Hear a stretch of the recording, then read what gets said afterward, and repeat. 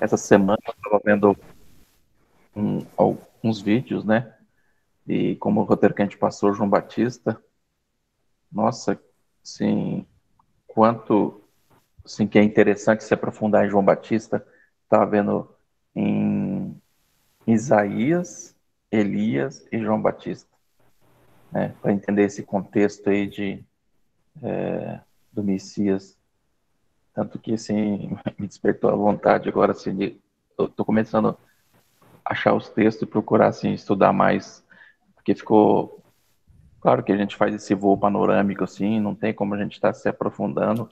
Eu falo assim que não é nem o, vamos dizer assim, o objetivo, né? O objetivo, na verdade, é comungar esse diálogo, né?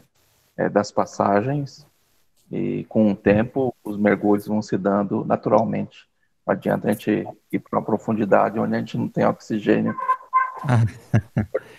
Mas que bom, Israel, que você está dando uma olhada nisso, porque realmente tem muita coisa que a gente não conseguiu abordar, né? Principalmente nesses grandes Porque profetas. eu estava vendo a comunidade de Querã ali, que era a voz que clamava no deserto. Que na verdade foram aqueles dissidentes que saíram de Jerusalém para ir para o deserto, né? Na verdade, guardar aquela pureza dos ensinamentos, né? Então era uma voz também que clamava no deserto. E a questão seu vínculo com essa comunidade parece que começa a ficar forte. Daí começou a puxar o interesse e aprofundar para entender bem esse enredo aí entre João Batista, porque o profeta mais citado, eu estava vendo nos textos ali de Querã, da parte de arqueologia, o texto mais citado, o texto que tem ele mais copiado, é de Isaías. Que Que na coisa, verdade né? fala de Messias, né? E tem muitos paralelos, assim, nossa, é muito interessante assim, se aprofundar ali. Pode seguir aí, Ismael, desculpe. Interessante, interessante. Ó, o Olívio vai entrar agora, então vai dar certinho. Aproveitando e dar boa noite para Israel. Boa noite, Larissa. Mais Boa aliviado. noite, Israel. Boa noite. Boa noite, Olívio. Ah, entrou? Ainda não. Eu aceitei aqui a entrada dele, não sei o que houve.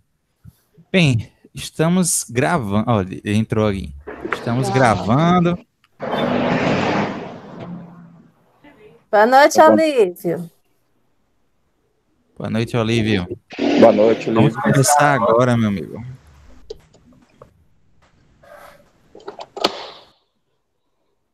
Fechou. Ótimo. Quando a gente abrir, tem que abrir um e outro, que hoje está dando bastante eco aqui. Vamos então começar mais um estudo do NEP, do Centro Espírita Francisco de Assis, aqui em Fortaleza.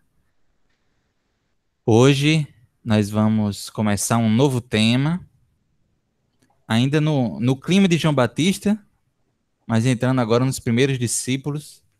Olha, vai ser bem legal. Eu lembro que quando a gente estudou esse tema, lá na Paraíba, a gente ficou fascinado, assim, porque a gente se identifica, né, com os discípulos, né? A gente até montou no final uma espécie de amigo secreto diferente. Como é que era que a gente chamou, Larissa? Amigo discípulo, uma coisa assim, amigo, Era. Eu não tô alguma coisa lembrado assim. também. É porque teve um O amigo que semeador, né? Mas antes teve esse. teve, que era um amigo secreto, mas na verdade, no nosso amigo secreto, lá a gente fazia uma cartinha, um- uma mensagem, né? E aí a gente escolhia um, um discípulo para poder falar sobre ele e ou um ou mais discípulos falar sobre ele, né, para essa pessoa. Às vezes um discípulo que parece com um mensageiro ou parece com o amigo secreto. E talvez seja algo legal para a gente fazer no final do ano, algo parecido. Mas, enfim, vamos começar então a estudar sobre os discípulos hoje, né? Nós vamos Acho que a reunião de hoje vai ser basicamente a leitura dessas nossas perícopes, porque o nosso texto ele está nos quatro evangelistas. A gente tinha colocado no calendário, né, no nosso cronograma, no nosso planejamento, que seria só o texto de João. No entanto, eu observando aqui que as narrativas dos outros evangelistas sobre esse primeiro chamado dos discípulos é muito complementar. Então, inclusive, esse estudo no qual a gente pegou para ter como referência, tá tudo junto também, todos os evangelistas, todos juntos. Então, eu vi que já naquela época fazia sentido unir. Então, vamos ver as passagens que estão em Mateus, Marcos, Lucas e João, sobre os primeiros discípulos, os quatro primeiros discípulos, a partir de hoje. Mas antes, vamos fazer nossa prece inicial. Alguém quer fazer? Eu posso fazer. Deixa teu áudio pronto. Senhor Deus, nós só temos a te agradecer. Agradecer por mais um dia de vida, mais um dia de aprendizado, mais um dia de estudo, de trabalho. Que possamos, ao final do dia, nos analisar, ver quais foram os nossos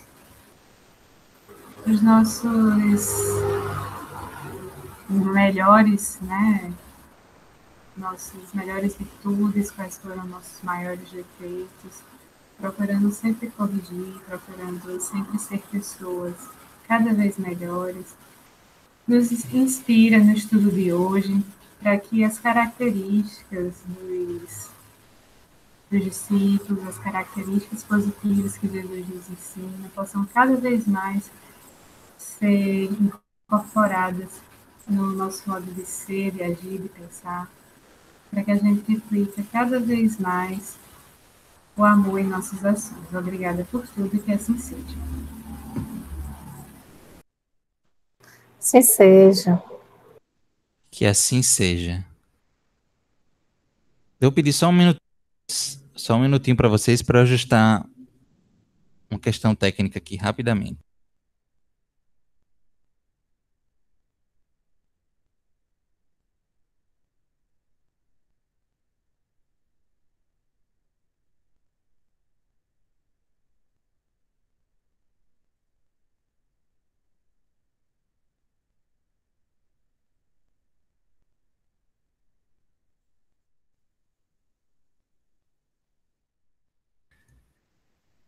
Pronto, gente, desculpa a interrupção.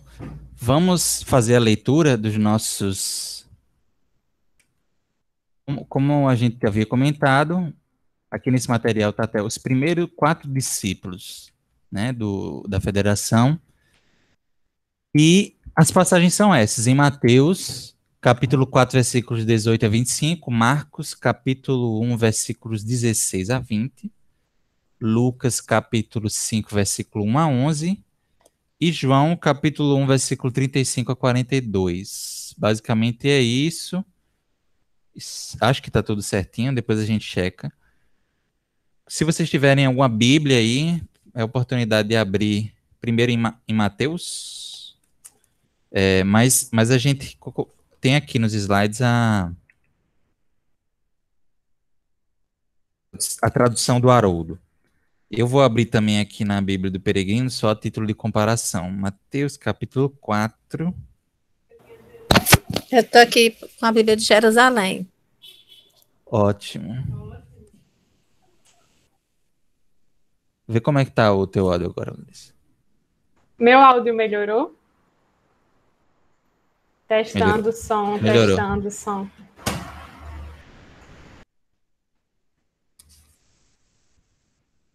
Versículos 18 a 25. Ok, então vamos seguir aqui a leitura. Ruth, você pode começar a leitura?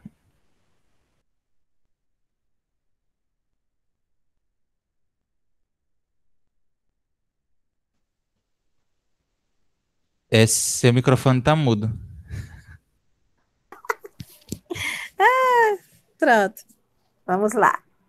Os 4 discípulos. Os primeiros 4 discípulos.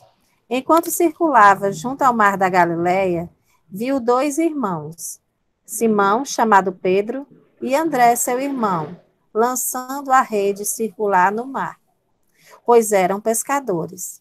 Disse-lhes: Vinde após mim, e vos farei pescadores de homens. Eles, deixando imediatamente as redes, seguiram-no. Avançando dali, viu outros 2 irmãos, Tiago, filho de Zebedeu, e João, seu irmão. No barco com Zebedeu, o pai deles, restaurando suas redes, e os chamou. Eles, deixando imediatamente o barco e o pai, o seguiram. E percorria toda a Galileia, ensinando nas sinagogas deles, proclamando o evangelho do reino, curando toda doença e toda enfermidade entre o povo. A sua fama espalhou-se pela Síria inteira, e trouxe-lhe todos os que estavam mal, acometidos de diversas doenças e tormentos, endemoniados, lunáticos e paralíticos, e os curou. E seguiram-no turbas numerosas da Galileia, de Decápole, de Jerusalém, da Judéia e do outro lado do Jordão. Olha aí, daí que vem que eu te farei um pescador de... Então, vamos estudar essa passagem dos pescadores de homens, esse convite do Cristo. É engraçado, a gente vai ver depois que a narrativa de João sobre esse chamado é um pouco diferente, porque ele vai falar que André é discípulo de João Batista, mas a gente vai chegar lá. Então, para a gente ser mais prático, a gente já pode ir identificando os elementos de pesquisa, e a gente já tem personagens novos. O Lago da Galileia, acho que a gente até já estudou, mas é bom. Como o primeiro elemento que aparece aí, enquanto caminhava junto ao Lago da Galileia. Tem também uma diferenciaçãozinha no início do texto na Bíblia de Jerusalém. Qual é a diferença? Ele diz assim, ele inicia assim: estando ele a caminhar junto ao mar da Galileia, porque o Haroldo, ele coloca enquanto circulava junto ao mar da Galileia, né?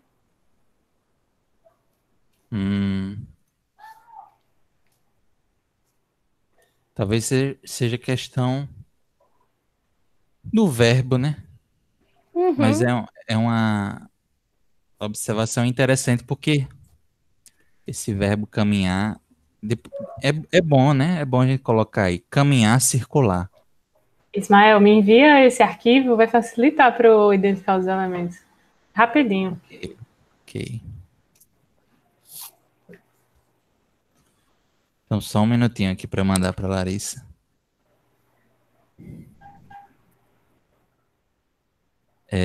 Mas, vamos lá. Caminhar, circular. Eu vou colocar no nosso grupo já esse arquivo, embora ele, enfim, é uma construção lá do NEP da Federação. A gente pode atualizar ele, ainda pode ter alguns errinhos, inclusive eu acho que fui eu que fiz esse estudo. Esse estudo, inclusive, ele está disponível para todo mundo que quiser ter acesso a ele no site do NEP Brasil. É só ir na aba Luz Imperecível e tem de NEPs variados, estudos, né? NEP de Pernambuco, NEP de Pelotas, de Grande do Sul. Os que disponibilizaram os estudos estão lá. Então,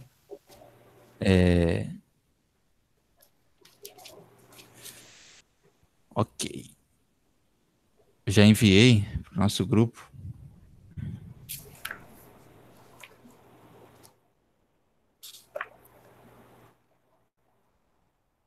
Tá carregando ainda. Tudo bem, pode prosseguir, que eu baixo quando carregar. Ainda tá carregando. É porque é um estudo... Nossa, vai demorar, viu? Então, entra aí no site do NEP Brasil, porque é muito grande o arquivo. Acho que tem muita foto. É porque antigamente, como a gente não tinha... A gente não tinha muitos dicionários e comentários bíblicos que dava para você copiar ou fazer um Ctrl+C, Ctrl+V. Então, o que é que a gente fazia? A gente batia uma captura da tela desses trechos e aí colocava a foto. E essa foto ela ficava muito grande, porque é uma imagem, né? Aí o arquivo tá gigantesco. Não vai dar para colocar lá, não. Mas vamos lá. Em frente, vamos em frente. Enquanto circulava, caminhava, é um ponto que a gente pode anotar. Mar da Galileia, ou lago, né, da Galileia, ou lago de Genezaré, tem vários nomes. Na verdade é um lago, né? Só que é tão grande que o pessoal chama de mar, também chamava de mar. Mar da Galileia. Gigantesco.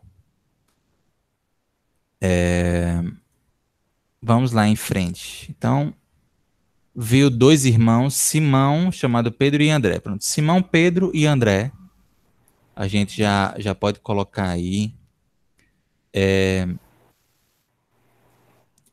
A gente pode colocar aqui no versículo 18 ainda, tem referência à rede, ao mar e ao ofício de pescador, né? Isso. A gente pode incluir isso, talvez tudo em um mesmo elemento, né? Para falar sobre a pescaria, né? Em geral, no período, e esse ofício de pescador. O tipo de rede, né? Eu achei interessante que ele foi bem descreveu a característica da rede, né? Ele disse que era ele lançou, né, a rede circular. Interessante também, Ismael, como Verdade. essa contextualização de espaço ali é entender mesmo o Lago de Genezaré, a atividade da pescaria, os vilarejos que tinha em volta, vamos dizer assim, mesmo não sei, só estou dando ideia aqui, né? E não pontuei cidades, mas para entender, na verdade, esse momento, né? Essa vida cotidiana que tinha na cercania do Mar de Genezaré, né? Ou Mar da Galileia. Dentro desse contexto da pescaria, né? E outra coisa que chama atenção também, assim, é os pares, né?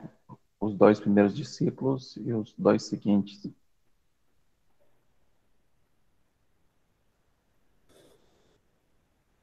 Verdade. Tudo isso pode ser abordado e eu gostei também do lembrete aí de vocês em relação à rede. A Já fui rede. dando uma olhada aqui, né, Hum, nas referências de Haroldo, né? Ele fala. Aí me veio à mente os filmes, né?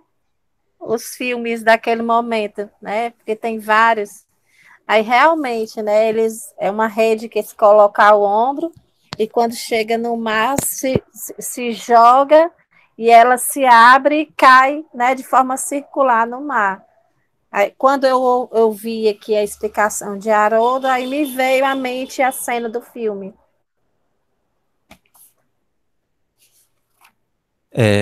é realmente bem marcante. E até porque existem vários tipos de rede, né? E essa rede, dessa forma, é utilizada até hoje, né? Aham. É incrível como é algo que se manteve, mas esse estilo de pescaria, a gente depois pode dar uma olhada, porque às vezes muda com o decorrer do tempo, às vezes na mesma região, né?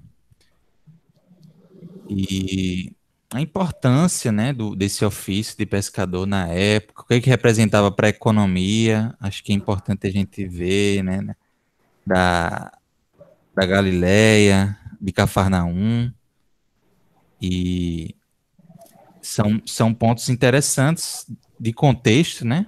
Vocês até comentaram aí de contexto que vale a pena, sim, a gente adentrar. Eu lembro quando a gente estudou essa passagem, a gente viu um pouco disso, até para a gente realmente entender esse contexto, né? O que mais ainda sobre... Ele depois, né, no versículo 19, ele diz, né, vinde após mim e vos farei pescadores de homens. Aí, além de pescadores somente, acho interessante a gente colocar pescadores de homens, né?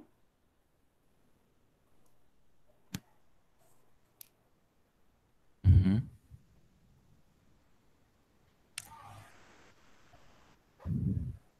Vinde após mim, vos farei pescadores de homens.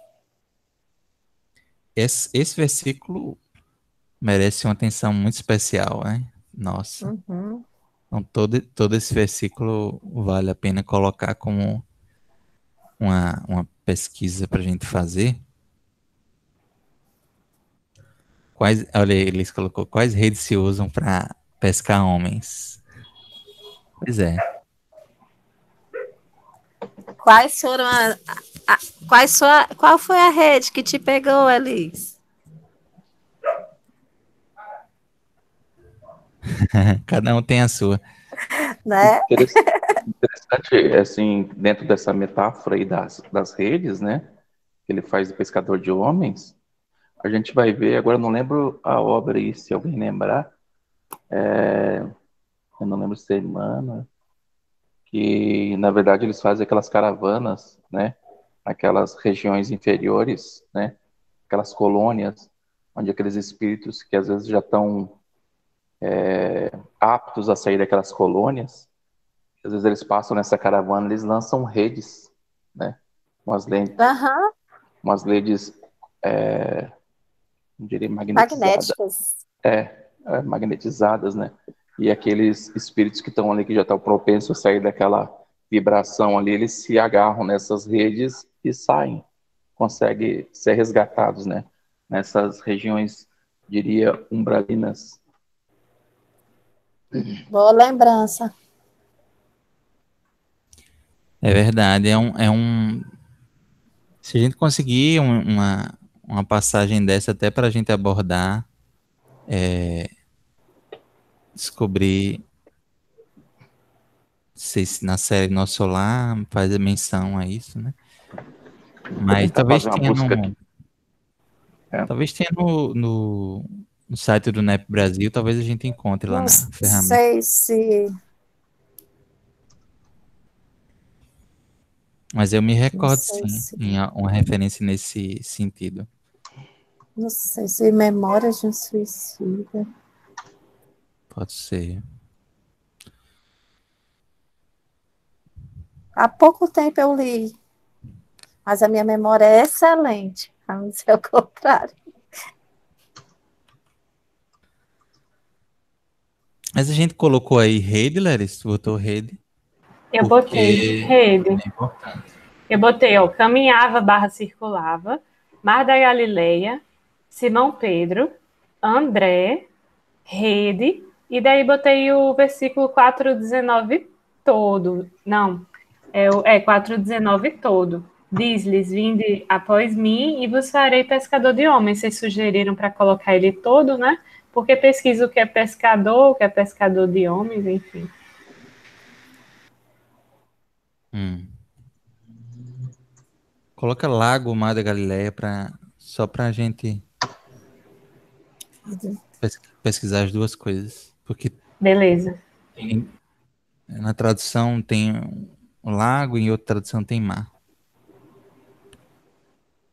Não sei se Continuando foi aqui, né? Obreiros da Vida Eterna ou Mensageiros, que eu vi esse negócio das redes lançadas. A gente vai achar. A gente vai achar. Mas vamos seguindo Esses. aqui. Os próximos versículos. Eles deixando imediatamente as redes, seguiram-no. Isso vai, obviamente, fazer. Essa atitude deles vai fazer parte do nosso estudo, né? Essa atitude de imediatamente. Isso aí é um como, né? Pode entrar aí esse imediatamente. Essa postura dos discípulos é algo que vale a pena bem estudar. Por que foi imediatamente? Por quê? De que forma isso pode nos trazer lições, né? O que é que indica daqueles espíritos? O que é que indica também do magnetismo do Cristo, né? Esse fato aí deles soltarem as redes imediatamente e seguir. O, Que magnetismo é esse, né? pois é. A gente fica só imaginando, né? É verdade, imediatamente é uma palavra que dá para extrair muita coisa. Deixa eu ver se aqui na Bíblia do Peregrino também é esse advérbio. Deixa eu olhar aqui também na de Jerusalém. Aqui é imediatamente É, também, né? também, na Bíblia de Jerusalém também, imediatamente. Muito bom. Avançando vão começar a aparecer outros personagens aqui, né? Avançando dali, viu outros dois irmãos, Tiago, filho de Zebedeu, e João, seu irmão. Então, os filhos do trovão, né? Uma coisa que confunde muito é os Tiagos, né?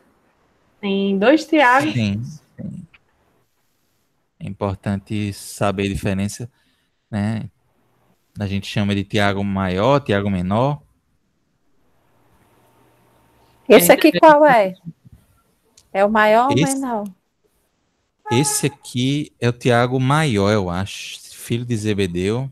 Irmão de João é o maior. Mas eu Maior. queria uma técnica para gravar. É porque eu sempre ficava pensando por quê, né? Talvez fosse no tamanho. Mas o Tiago da Casa do Caminho, o amor dele eu acho menor, na minha visão. Ah, é. E aí o Tiago, irmão de João, eu acho o amor dele maior. Então, Tiago maior é irmão de João, e Tiago menor é o da Casa do Caminho. Aí eu não esqueci mais. Boa Eric, dica. realmente, Tiago Maior tem essa questão. Eu tô lendo Paulo Estevão e é realmente, às vezes é difícil aguentar Tiago Menor, viu? Mas faz, faz parte. Precisava, na verdade, no livro a gente vai percebendo que aquela oposição dele foi até um aprendizado muito grande e necessário para a própria construção da identidade cristã, né? Enfim. E Teve para uma- preservação também, né? Porque acabou que aquelas atitudes dele, tipo, que protegeram essa casa do caminho nascente. É Pois é, verdade. também. É. E tem Esse uma ponto. história que a Luísa contou, nunca esqueci, que ele, na época que eu vi assim, que o movimento espírita ainda está, mas estava bem acirrada a questão política, e aí ele falou lá no grupo, né, Brasil, ainda estava no grupo nessa época, que a vozinha dele desencarnou, e aí, antes de desencarnar, ela só falava em Tiago Menor e ele não entendia. E aí depois ele foi fazer uma alusão em relação àquelas pessoas que eram mais ortodoxas no sentido da interpretação das coisas da vida. Então, eu acho que o Tiago, no Paulo Estevam, ensina muito a gente nesse sentido, né? A pessoa está com uma boa vontade, mas a visão dela é um pouco restrita, vamos dizer assim. Se é que a gente pode dizer isso, né? Mas, enfim. Mas vamos para frente, senão a gente vai ficar e mergulhar no Tiago. Ah, é. Tem muita coisa interessante aí. Continuando, temos, então, já registrou aí, Larissa? Tiago, filho de Zebedeu, irmão de João. Esse aí que seria o nosso evangelista no futuro, mais jovem. João, seu irmão, no barco com Zebedeu, o pai deles. Então são todas figuras aí para a gente pesquisar. Tiago, João e Zebedeu. Posso fazer uma pergunta? Pode, claro. Por que esses irmãos eram chamados filhos do trovão? Ah, interessante.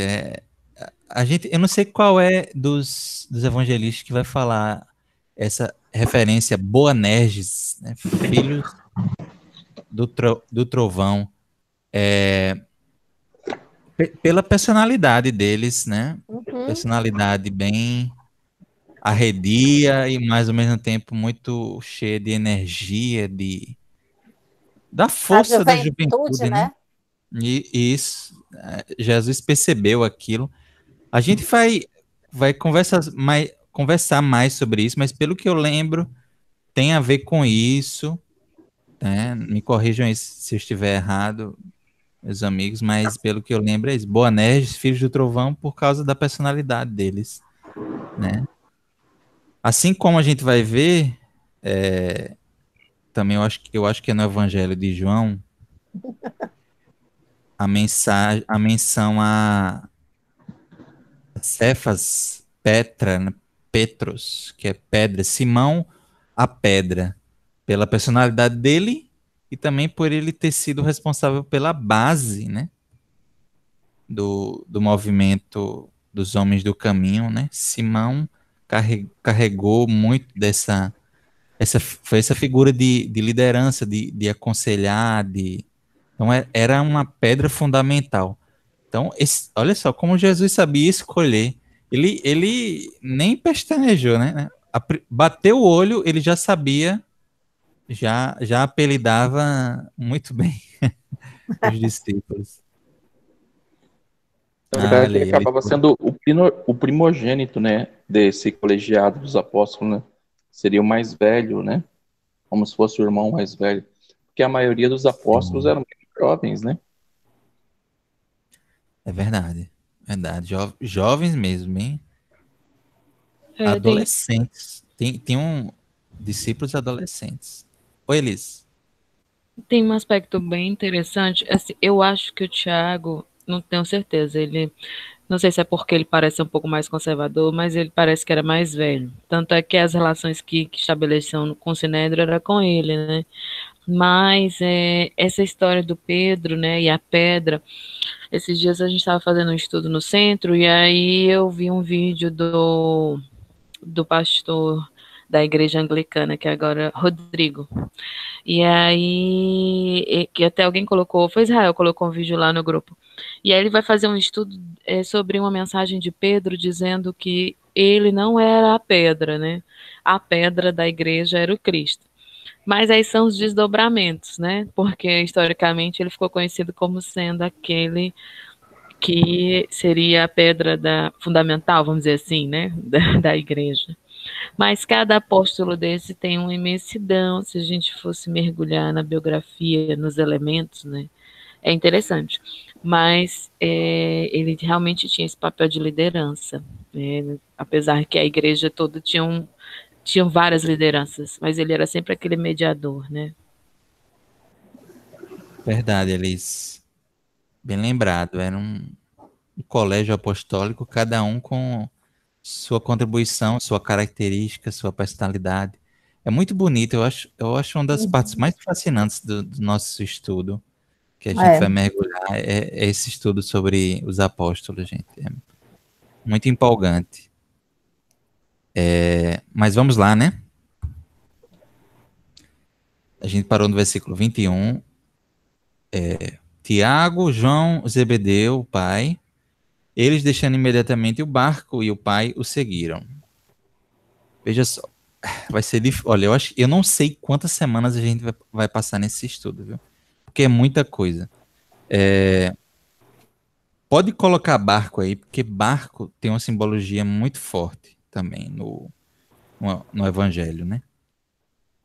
A gente vai ver em vários momentos. Aqui é Isso. uma menção importante aqui. Cristo Novamente, utilizou essa ferramenta, né, em muitos momentos, né? sim. Mais uma vez aqui o imediatamente, né? Deixaram o barco e o pai. Olha aí, é uma outra postura interessante a gente estudar, né? Que alguns deixaram, inclusive a família. De que forma interpretar isso, né? Foi um abandono? Como é que foi? Como é que a gente enxergava a visão de Jesus em relação aos discípulos e a própria família? Depois a gente vai adentrar nisso, tá? Mas Jesus fala muito sobre. Há uma visão muito clara de Jesus sobre a importância da família, né? Mas que havia o seu lugar. Tem algumas passagens que até parece que Jesus está desconsiderando a família, se a gente faz uma interpretação equivocada, né? Mas, enfim, já estou começando a aprofundar demais aqui, gente. Vamos lá.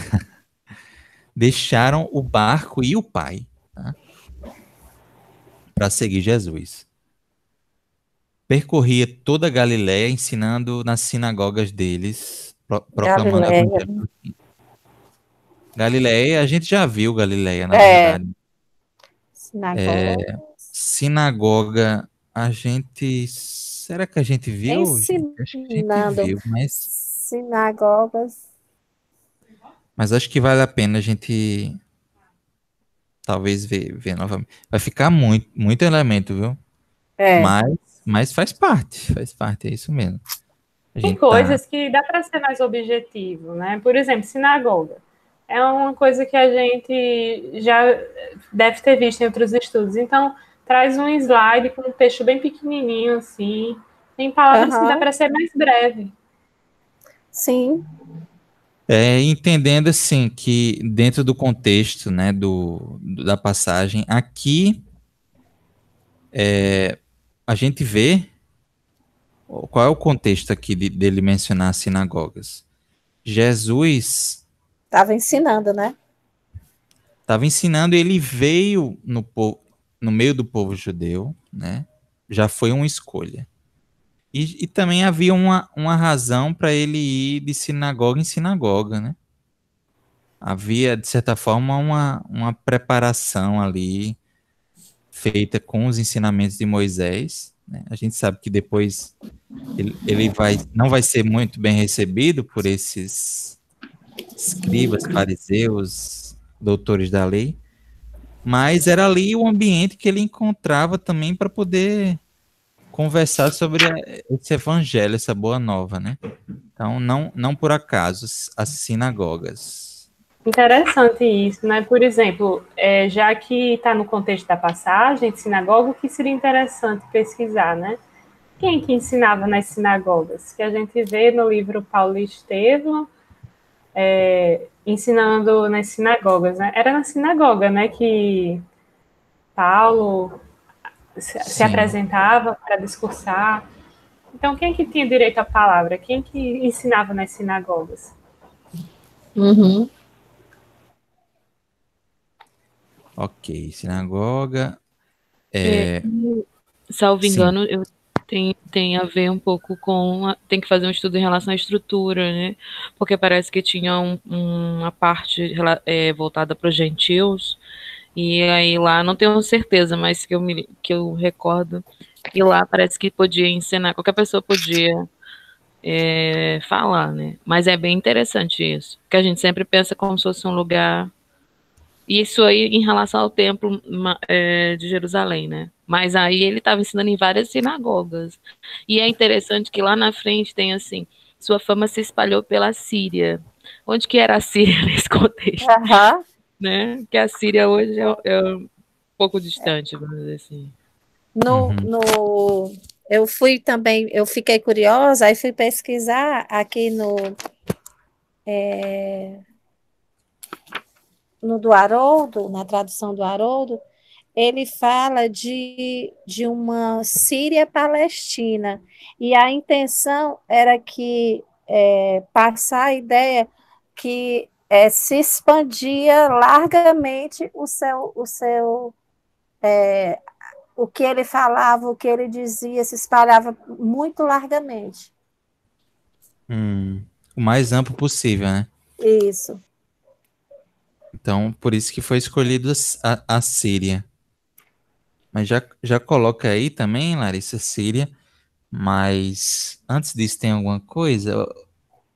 É mencionado aqui o evangelho, a proclamação do evangelho do reino, curando toda doença e toda enfermidade, né?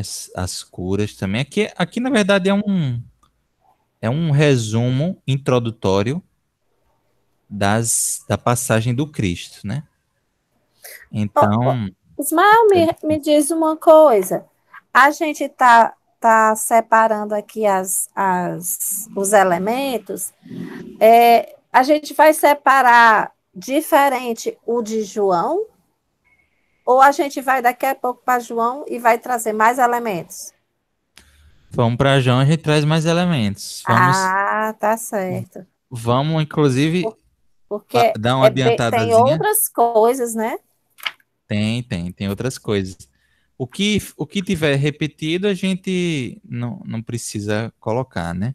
A gente vai vendo o que é que tem a mais, mas tem muita coisa nos outros, então vamos seguindo, senão a gente só vai sair daqui de meia-noite, que é muita coisa que tem. Então é isso, gente. Síria, aqui eu não vejo talvez nenhum elemento. Como eu falei, eu vejo aqui mais como um resumo dessa passagem do Cristo. Não sei se vocês enxergam aqui algo que vocês queiram retornar. Aqui a questão do reino, a gente já estudou e a gente vai estudar muito esse evangelho do reino, esse tema do reino de Deus, do reino dos céus, é algo que é super recorrente na fala do Cristo. Temos parábolas sobre isso. Inclusive, o encontro NEP Nordeste desse ano vai ser sobre o reino de Deus, a construção do reino de Deus nos corações. Mas, continuando aqui, vocês podem me interromper em qualquer momento para poder dizer algum elemento, mas eu vou prosseguindo aqui para a gente adiantando. A sua fama espalhou-se pela Síria inteira e trouxeram-lhe todos os que estavam mal acometidos de diversas doenças e tormentos, endaimoniados, lunáticos e paralíticos, e ele os curou.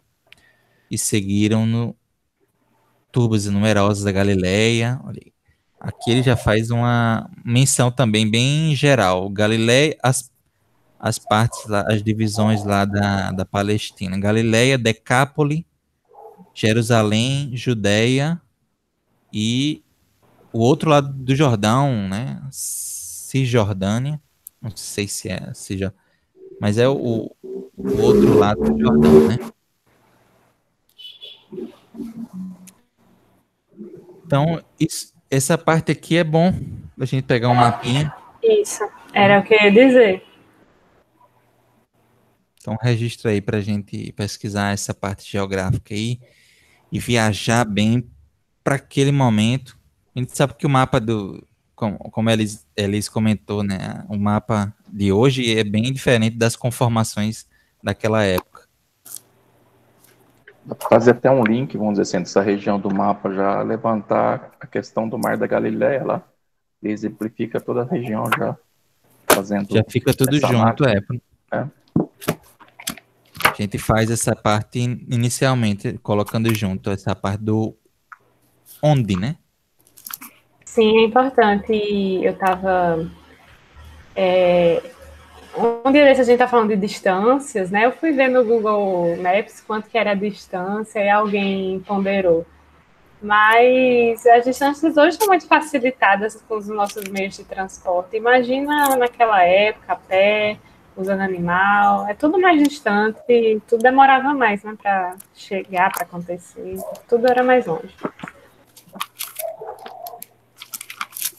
É verdade.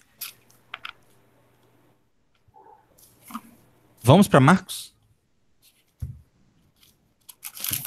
Então vamos lá para Marcos. Marcos capítulo 1, versículo 16 a 20. Passando ao redor do mar da Galileia, viu dois irmãos, Simão, chamado Pedro, e André, seu irmão, lançando a rede no mar, pois eram pescadores. A gente já podia ir colhendo, né? Aqui, na verdade, já tem muitas coisas que a gente já registrou, né? Já contemplou, né? Quase que. Já contemplou. Disse-lhe Jesus: Vinde após mim, e vos farei que se tornem pescadores de homens.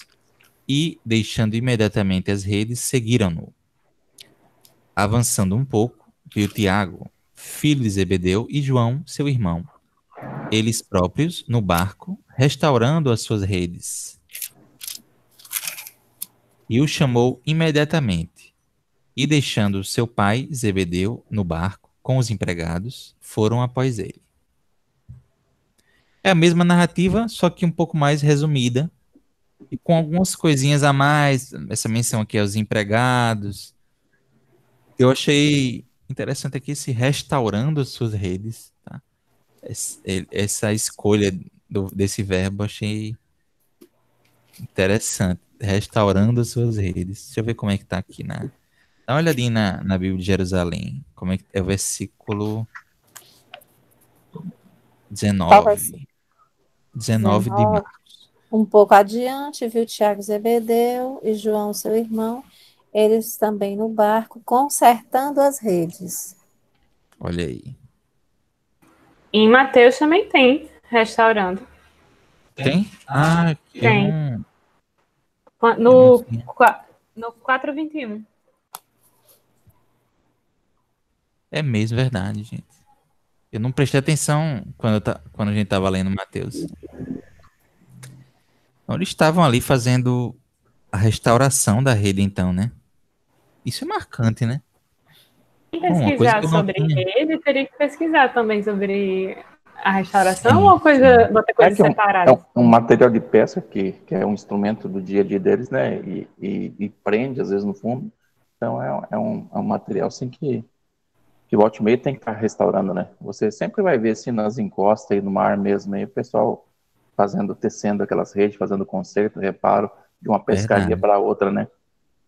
Porque, lembra na passagem, depois vai contemplar quem for ver a questão de rede, tem alguns comentaristas, até o tamanho dos buracos da rede, né? Que vai pegar um peixe específico, né? Assim, não é todos que vêm ali, às vezes tem muitos que não pegam na rede. É as características, eu acho que de quem for fazer essa análise da rede, né? Interessante a gente ver sobre isso. É como você falou, né? Às vezes pegava numas pedras e aí rasgava a rede e era necessário que eles fizessem esse trabalho de conserto. É isso. Tem mais alguma coisa de Marcos que vocês perceberam? Eu confesso que para mim, Não. basicamente, ficou muito similar ao que a gente já viu. Então, vamos para Lucas, que me parece que é a passagem maior. Israel, você pode ler, meu amigo? Para não ficar só a minha voz. E sucedeu que, ao espremer-se a multidão em torno de ele para ouvir a palavra de Deus, ele mesmo estava de pé junto ao lago de Genezaré. E viu dois barcos atracados junto ao lago. Os pescadores, tendo desembarcado deles, lavavam as redes.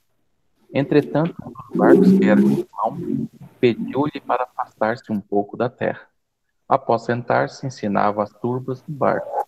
E quando acabou de falar, disse a Simão: Faze-te ao mar alto e desce as nossas redes para a pescaria. Em resposta de Simão,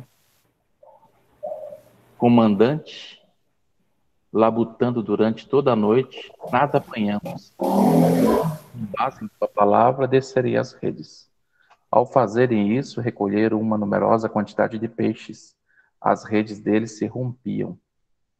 E acenaram aos parceiros do outro lado do barco para vir arrastar as redes junto com eles.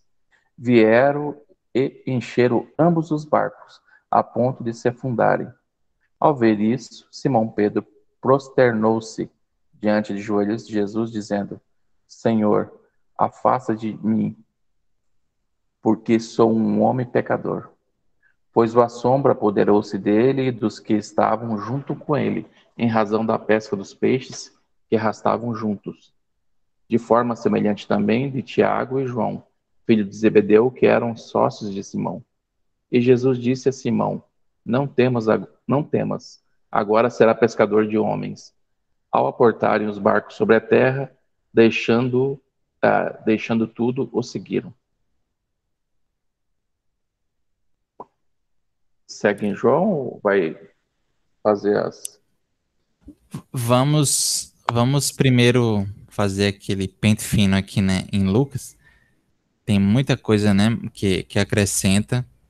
Essa tradução do Haroldo é ótima porque tem alguns detalhes que são interessantes da linguagem de Lucas, né?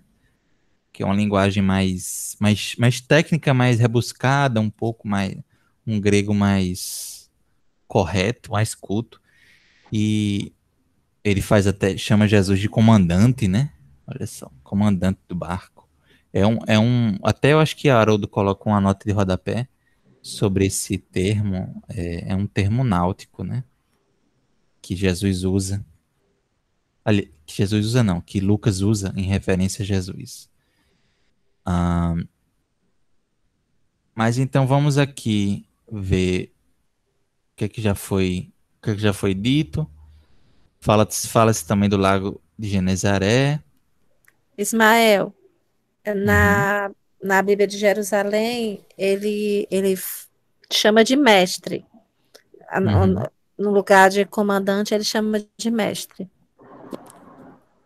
Olha aí, tá vendo? É um ponto que Haroldo chamou atenção, prestou atenção para isso e colocou comandante justamente explicando isso.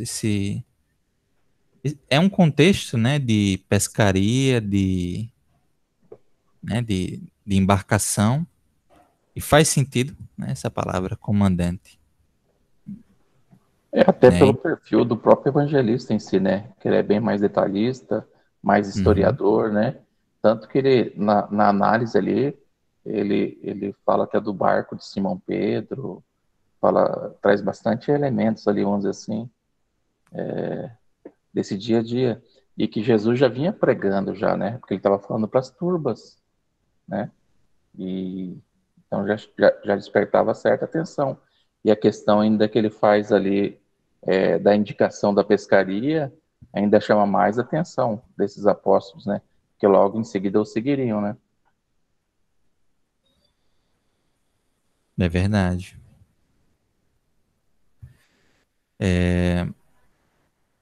Então, continuando aqui a nossa pescaria aqui de elementos. Desculpa, não entendi. Olha, o Google tá falando aqui comigo. É interessante, né? Como a narração, realmente, como Israel vinha falando, a narração de Lucas é mais detalhada, né? Mais descritiva dessa cena e vai acrescentando mais detalhes. Ele fala dessa multidão lá, quer dizer, Jesus, esse é um detalhe importante, porque Jesus já era conhecido, né, nesse momento. Então, antes de começar de construir esse apostolado, né, esse conjunto de discípulos, Jesus já vinha, né? Que a gente vê no contexto ali no caso de Mateus e Marcos, como que se fosse a sequência logo depois do batismo, né? Como que ele se tivesse vindo para aquela região e começado, vamos dizer assim, a busca, né, o recrutamento desses apóstolos. E Lucas já traz já assim uma vida cotidiana já, né? Não sei se pelo relato histórico dele, porque Jesus teve muitos momentos, né, vamos dizer, aí nesse lago, né? Então, como se contextualizando, vamos dizer assim, aquela rotina de Jesus pregando também para as turbas, porque era comum, ele às vezes estava no barco e falando para as turbas, logo em seguida às vezes fazia as travessias para os outros locais, né? E esse milagre mesmo assim da multiplicação não é da pesca, eu não sei se só tem nessa passagem, tem outra passagem também, não tem? Que ele pede para lançar a rede ao mar, ou é essa passagem aí? É essa. Talvez tenha uma outra também que faz. Eu acho que a gente vai estudar uma outra, um outro momento parecido com esse mais à frente, pelo que eu me lembro, gente. Eu não sei se é outro evangelista, por isso que eu falo, às vezes Lucas ele faz um enredo mais, né, panorâmico, vamos dizer assim, de todas essas passagens do Cristo, porque quando a gente vê, diferente de Mateus e Marcos ali, a gente vai ver se um Cristo que já estava fazendo a sua pregação, que já tinha turba já assistindo ele, né? Uhum. Daí que chama a atenção de Simão Pedro, o que que é? Que ele lança a rede no mar e traz um monte de peixe, dele se prostra na frente do Cristo, indiferente ao simples chamado só, né? Tipo assim, porque André, nos outros evangelistas, André era discípulo lá de João Batista, né? Junto com um outro que estava, que ele vem e chama o irmão dele, né? Em seguida, ali já mostra um contexto diferenciado, né? Não sei se me fiz confuso ou se é isso, né? Sim. A gente vai vendo essas pequenas diferenças, Mas o né? objetivo aqui é catar elemento. Agora não adianta a gente ficar, né? Que nem você falou, a gente Não, vai ficar mas preso nessa rede. vale a pena ir observando já essas diferenças. Quando a gente for ver já João, a gente vai ver uma outra perspectiva também sobre essa narração interessante. É, juntar, juntar as peças do quebra-cabeça. Ismael, uma coisa que não tem nos outros evangelistas é o detalhe que vem aqui logo no versículo que ele fala assim, peraí. Entrando em um dos barcos, que era de Simão, pediu-lhe para afastar-se um pouco da terra. Nos outros anteriores, né, ele não faz a referência que ele vai para o mar, que ele se afasta da terra e vai pregar, né? Ele vai pregar no mar.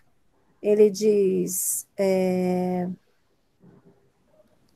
pediu para Muito bonito afastar-se um isso. pouco da terra. Após sentar-se, ensinava as turbas do barco. Que Né? lindo, né? Ele ensinava do barco. Do barco e o pessoal ficava na praia Na ouvindo. praia. Que coisa mais linda. Isso ele Você imagina. fazia muito. A gente vai ver essa mesma postura no Sermão do Monte, das Bem-aventuranças, né? Também, da mesma forma, há essa menção de que ele ensinava do barco e a turba, a multidão, as pessoas ficavam na areia. Tem um aspecto que chamou a atenção, é a questão dele estar no meio do povo, né? Assim, no meio das regiões mais pobres, assim, no meio das gentes. Então isso é bem interessante. E o tempo que ele ficou pregando e assim, foi um bom tempo até decidirem prendê-lo, né? É verdade. Como a gente viu, né? Ele foi a princípio bem recebido pela multidão, pelo povo, né? Foi vamos dizer assim, a semente realmente dos fariseus colocando aquela ideia, né, de que era um herege, que foi começando a mudar essa opinião popular, mas ele foi bem recebido, caminhava pelo povo, era um nativo, uma pessoa conhecida, era o filho de José, carpinteiro. Então, Ele caminhava muito tranquilamente entre esse pessoal. E nas sinagogas também. Chegou a ser recebido nas sinagogas, ser ouvido, né? Desde pequeno, como a gente sabe lá naquela passagem que a gente estudou do menino Jesus no templo. Mas o que é que Lucas tem aqui a mais que a gente poderia destacar?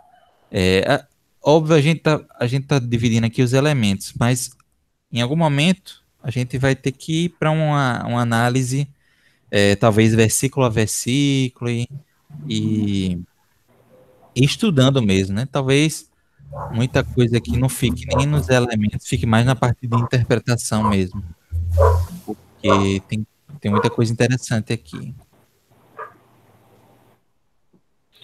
Tem um ponto interessante, mas acho que não é para pesquisa, né? Que ele vai dizer aqui no versículo 10, de que Tiago e João, eles eram sócios de Simão.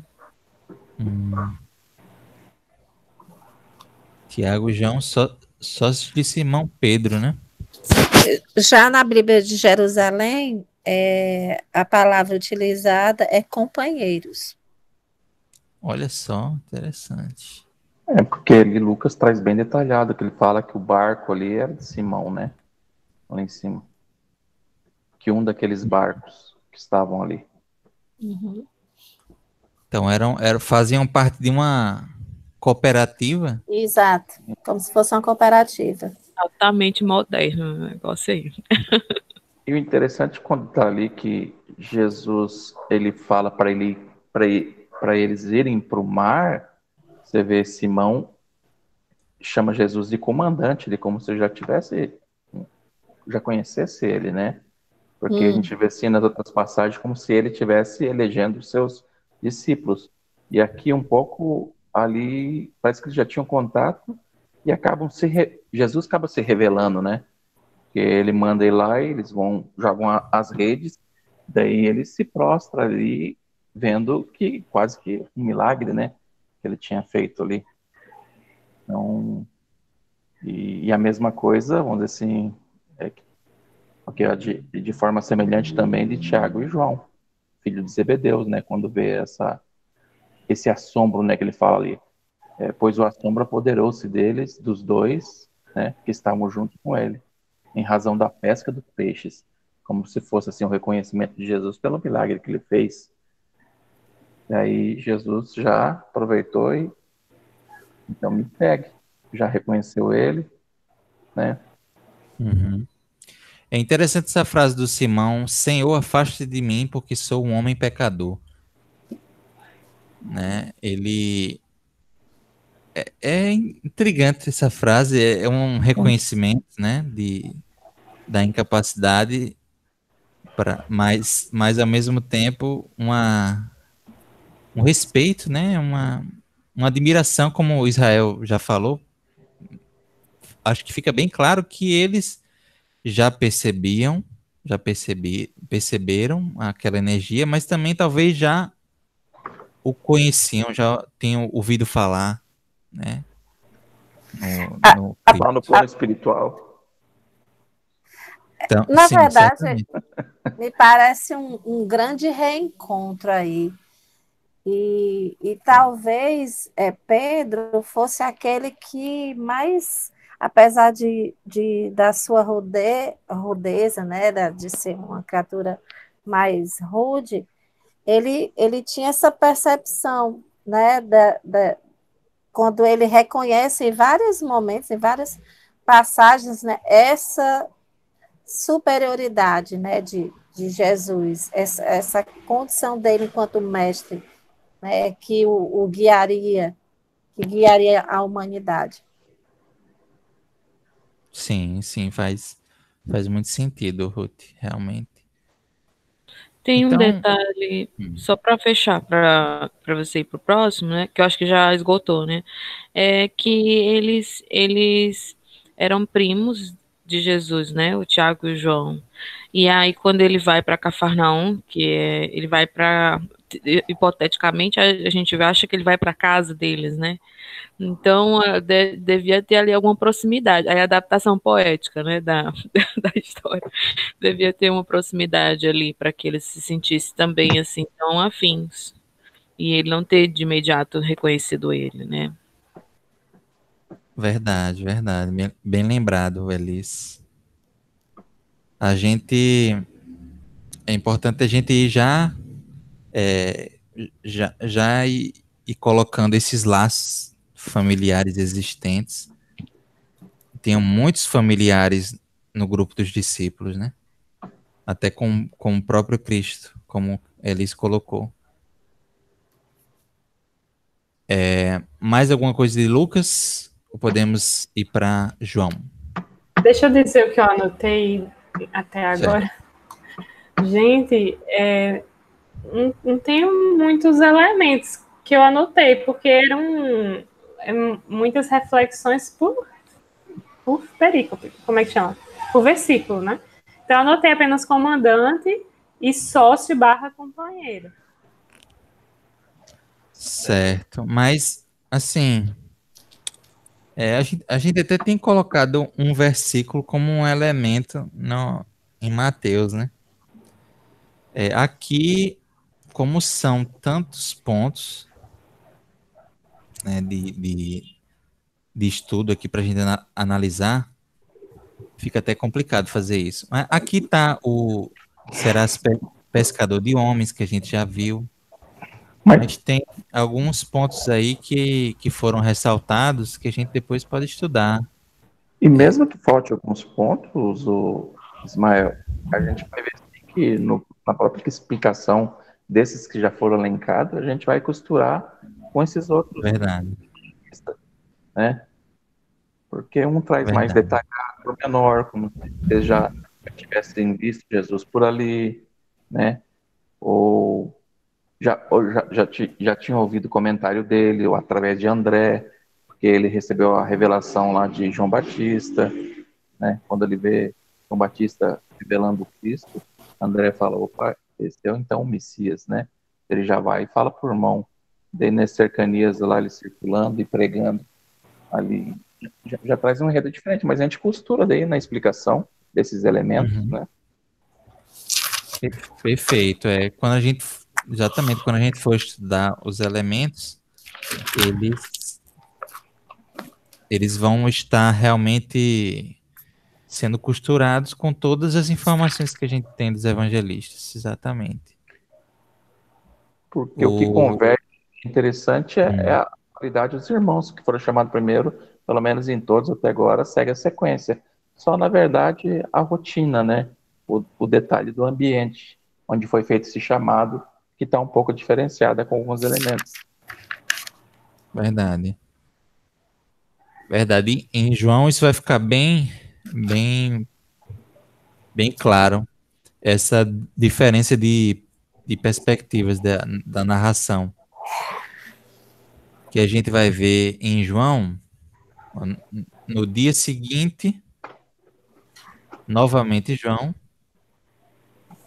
com 2 dos seus discípulos, que João Batista, né? João Batista, com 2 dos seus discípulos, estava de pé ali. Ao ver Jesus circulando, diz: Eis o Cordeiro de Deus. Já pode ir anotando o Cordeiro de Deus aí, que é um estudo interessante. O que significa essa expressão? Os seus 2 discípulos ouviram-no falar isto e seguiram a Jesus. 2 discípulos de João Batista, né? E Jesus, voltando-lhes e vendo que eles o seguiam, diz-lhes: Que buscais? Eles lhe disseram, Rabi, que se diz ao ser traduzido mestre, onde moras? Diz a eles: Vinde e vede. Então foram e viram onde mora, e permaneceram com ele naquele dia. Era aproximadamente a hora 10ª. André, o irmão de Simão Pedro, era um dos 2 que ouviram isso da parte de João Batista e seguiram a ele, Jesus. ele encontrou primeiro seu irmão, Simão, a quem disse: encontramos o Messias, que ao ser traduzido é Cristo, e o conduziu a Jesus. Ao fitá-lo, disse Jesus: tu és Simão, o filho de João. Tu serás chamado Cefas, que interpretado é Pedro. Olha aí, muita coisa, né? Primeiro a gente já vê que André e Simão Pedro, aliás, André e outro discípulo, André era discípulo de João Batista, e ele estava junto com outro discípulo de João Batista, que, enfim, não fica claro quem era, né? Porque fala que no irmão de André, Simão Pedro. Então a gente não sabe. Eu lembro até que a gente teve essa dúvida quando a gente estudou. A gente não sabe se Simão Pedro também era discípulo de João Batista. Não fica claro na narração aqui de João. Mas o que acontece é que André vai lá e chama Pedro, né? Chama Pedro, diz que encontraram o Messias, e aí ocorre o encontro de Jesus e Pedro. Então é um pouco diferente do que a gente vê na narração de Lucas e dos outros evangelistas, né? Quando a gente vê esse encontro na pesca. É um encontro através, vamos ser, intermediado por João Batista. Talvez as duas coisas tenham acontecido ao mesmo tempo e aí a gente esteja só vendo óticas diferentes, né?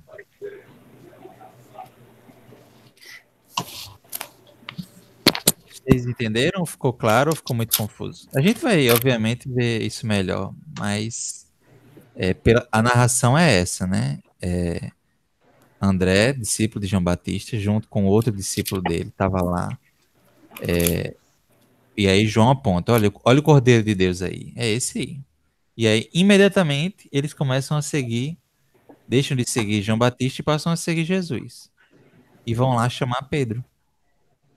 Interessante que João Evangelista, ele vai explicando, né? Rabi, que ao ser traduzido é mestre. Cristo, aliás, Messias, que ao ser traduzido é Cristo. Já há essa preocupação do João. Mas o que a gente pode tirar aqui? Tem Cordeiro de Deus, tem Rabi, Cristo, apesar de a gente já ter visto. Hora décima, estudar um pouco sobre como é que os hebreus, os judeus, contavam as horas. O que era a hora décima para eles? O que mais? Agora, esse texto é a maior prova, assim, que um fato pode ser interpretado de várias maneiras, dependendo da ótica. Mas é interessante, assim, aqui ele não dá essa noção de proximidade, porque ele pergunta, né? E aí rebate o que eu tinha falado anteriormente sobre eles serem próximos e a hipótese dele ter ido para Cafarnaum e para casa dos primos, quando ele diz, onde é que você mora? Mestre, onde moras? E ele diz, vinde e vede, né? E aí é bem diferente, tem um ar, e a sensação também pode ser uma sensação minha, mas é que existe um distanciamento também entre ele e Jesus, né? Jesus aparece de uma maneira mais superior aí. Então, texto, com esse sentimento, né? Realmente é diferente mesmo a narração, né? Tanto os fatos como o clima, né? É fascinante a gente ver essas perspectivas, essas óticas sobre o mesmo fato, né? É a visão de cada um. Talvez João tenha colhido outros depoimentos de outras pessoas sobre esse fato. E aí traz essa visão, né? Mas aqui temos André, temos Pedro, novamente. E aí Pedro, a gente já tinha colocado, né? Mas aqui é onde a gente vê a menção a Cefas. Então, do lado de Pedro, que você já tinha registrado aí, Larissa, bota Cefas para a gente ver essa questão aí dessa raiz judaica do nome. Mas acho que basicamente é isso, né? Não consigo ver aqui mais alguma coisa. Os fatos, como a Elis bem ressaltou, o clima e os fatos são diferentes, mas em termos de elementos, não tem, acho que algo mais aí para a gente ver, talvez. Essa 10ª hora é na parte quase que da tarde ali. Das 15 às 18. Tava vendo. É. Na parte da tarde. Imagina aí, um final de tarde. Jesus. Num barco. Era final de tarde ou era meio da tarde? Entre 15 e 18 horas, pelo que fala assim, não devia ser final de tardezinha, né? Porque, apesar que eles saíam pescar à noite também, né? Porque interessante que talvez pode ser no começo que ele falou que ficou a noite inteira labutando, trabalhando e não tinha pescado nada, né? E Jesus falou, vai pro mar lá e joga a rede. Ele foi lá e botou cheio. Pegaram ali direto tentando pescar e não tinham. Realmente eles costumavam talvez pescar desde cedo, mas era ali hora, como é que chama o horário que a gente fica de trabalho durante o dia? Comercial. Não, esqueci. Pronto, horário comercial. Horário comercial. Exatamente. A hora ali, no meio do trabalho ali, né? Na labuta mesmo. E com aquele clima talvez de decepção. Mas a gente não sabe se é o mesmo horário que da pesca, né? Esse é o horário que André levou Simão Pedro, né? Vinde e vede. É o horário que eles vão para a casa de Jesus. Essa casa de Jesus, a gente tem que ver depois que casa é essa, né? Deve ser na cidade ali onde que Jesus morava, né? Pois é, mas depois de tudo isso, onde é que Jesus morava mesmo? Qual que é a cidade que ele morava ali? Não era... Como assim, onde, né? Mas sobre os pescadores... Ele ficava na casa de primo, ele andava. Pois é. Culturalmente eles acordam muito cedo para pescar, né? Então eu acho que a hora da pesca já tinha passado. A hora da pesca, a hora da venda já era 3 horas da tarde, né? Verdade. Eu achei interessante essa questão da tradução. O próprio autor que escreveu traduzindo algumas palavras.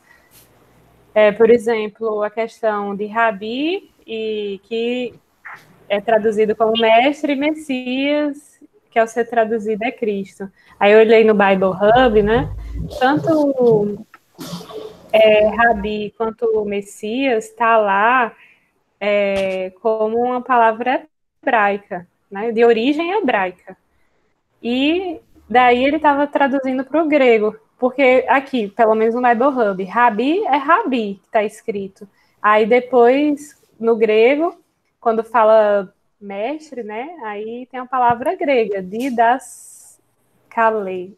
E quando vai falar do Messias,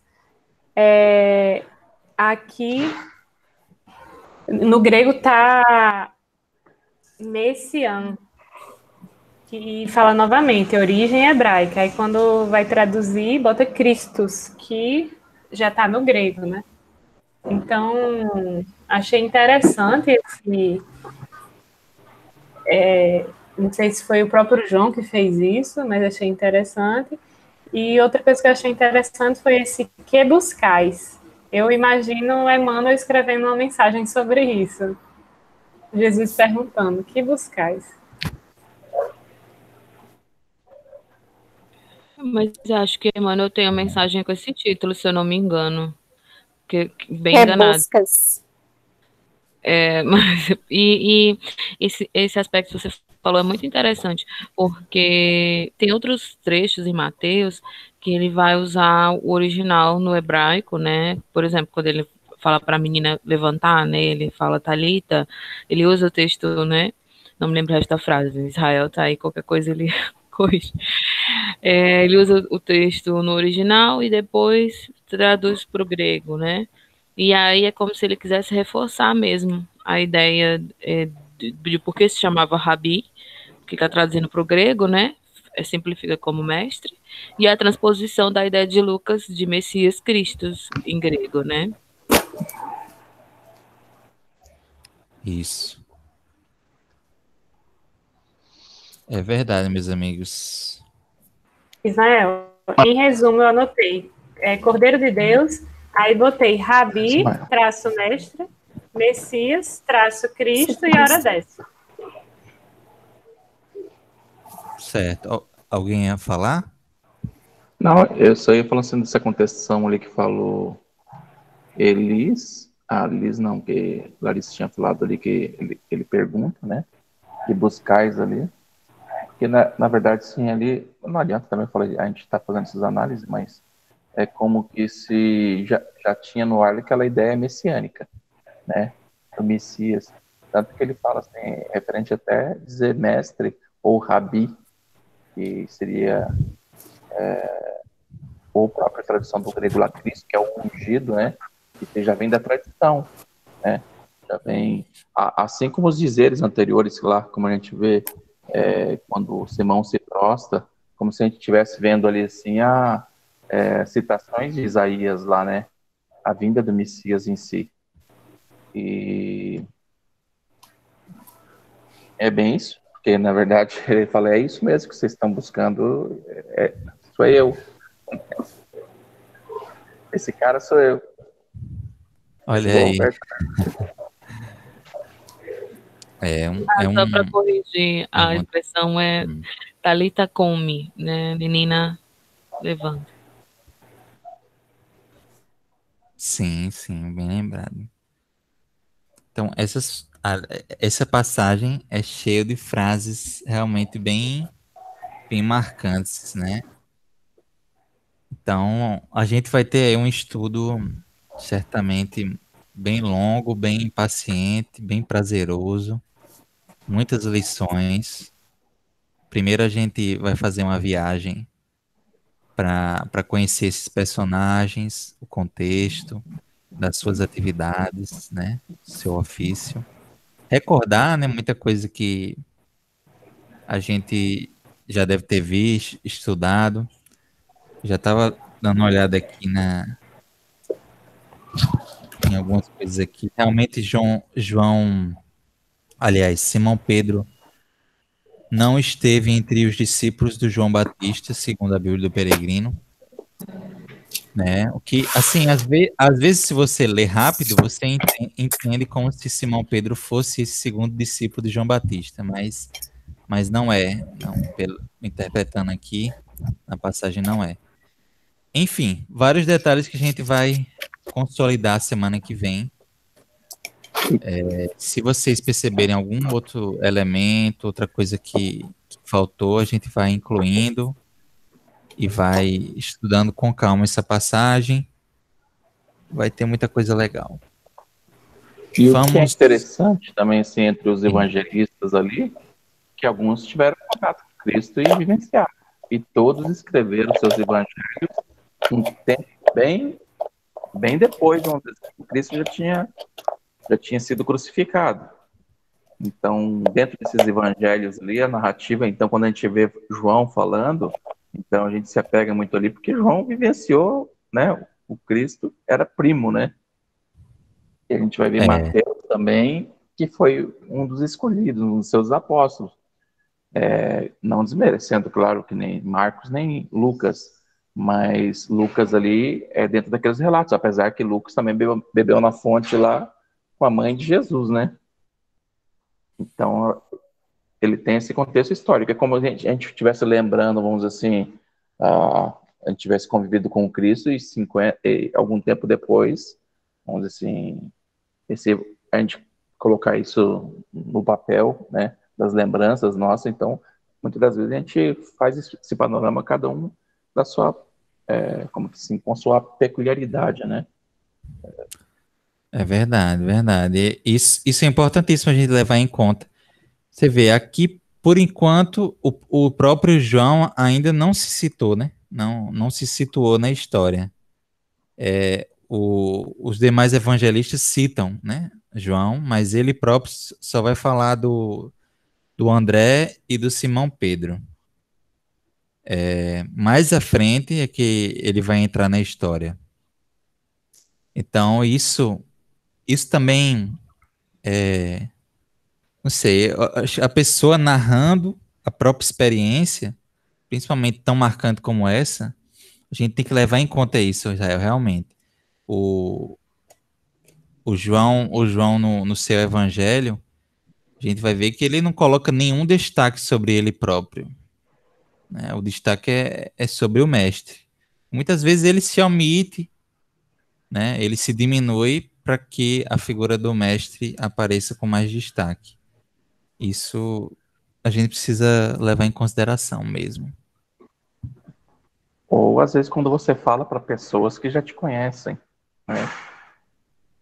Que às vezes você não vai ficar falando de que eles sabem quem que é você, né? Sim, Muitas verdade. vezes.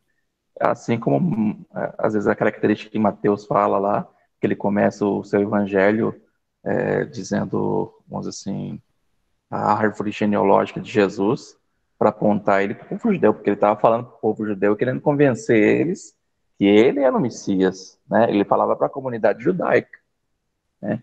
Então ele queria converter judeus, né? E já um sentido diferente, já cada um vai ter sua peculiaridade, né? João já fala, de repente, sim, dessa maneira, não trazendo muitos pormenores, ele é muito objetivo e direto, às vezes, naquilo que ele quer buscar, falando, às vezes, para pessoas que já tinham, talvez, esse conhecimento. Eu também, eu falo assim, minha análise ainda é superficial, que eu estou engatinhando ainda nos evangelhos, né? Então, a gente vai, com o tempo, a gente vai percebendo mais isso aí, né? Muito bom, muito bom. Gente, deu ao todo 20 elementos. Eu vou colocar lá no grupo para a gente decidir. Vocês fiquem à vontade para fazer a escolha. Eu só tenho uma sugestão. Como deu muitos elementos, para que não fique algo muito extenso e muito diluído, a gente podia limitar a quantidade de slides, por exemplo. Eu pensei nessa ideia agora, não sei se vocês concordam. Um slide no máximo por elemento. O tamanho mínimo não vai ser estabelecido, mas o tamanho máximo de texto, um slide. Caso a pessoa queira trazer fotos, alguma coisa para ilustrar, pode trazer outro slide. Mas o que é que vocês acham dessa ideia? Para ficar algo mais objetivo. Boa. Eu estou de acordo. Pode ser. Até porque a gente, em alguns elementos, eu não vou dizer que todos, porque alguns elementos vão necessitar essa contextualização dele histórica, né? Vamos dizer assim, então a gente vai usar muito os comentários bíblicos, né? E alguns elementos a gente vai citar os comentários bíblicos ali, mas já fazer um link com os comentários espirituais também, né? Para a gente ficar, vamos dizer assim, da base para essas nossas análises, né? Que não adianta a gente só trazer esses elementos, vamos dizer assim, dos comentários bíblicos, que nem senão a gente vai ficar incorrendo, vamos dizer assim, fazer uma análise puramente só teológica, não espírita, Perfeito. né? Pra trazer os comentários espíritas como a base principal, né? Assim como a gente está fazendo no nosso modelo lá, na verdade, aqui a gente está fazendo junto, né, esses comentários. Porque senão, às vezes, a gente passa, às vezes, de um momento no estudo e acaba não voltando nele no comentário espiritual, né? Exatamente. Então, ali, se couber já traz esses elementos dos comentários espirituais também, que além com esses destaques, esses elementos, né? É, muito bem observado, amigo. A gente tá, tá fazendo isso no caminho, né? Já vai observando essa interpretação, porque é o mais importante, né? A gente vê o sentido dessas palavras, não ficar só na questão histórica, contextual. Mas eu acho que a gente vai ter aí algumas boas reuniões aí, estudando sobre esses temas. E o Ok, meus queridos. e o interessante também dos comentários que a gente faz aqui, eu falo assim, porque cada um tem uma dinâmica diferente, é gostoso isso.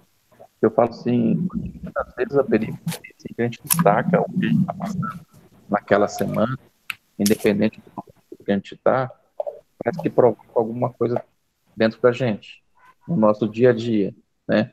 Então, também, vamos dizer assim, dentro desses comentários que a gente faz, claro, a gente não vai ficar fazendo aqui uma terapia coletiva, né?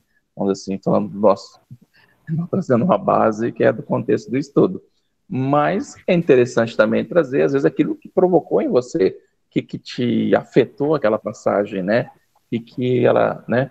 Aquela questão assim, da sensibilidade de cada um, do seu dia a dia mesmo, em relação a esse estudo que a gente está passando na semana.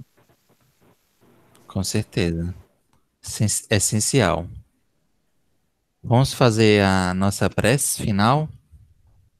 Sim,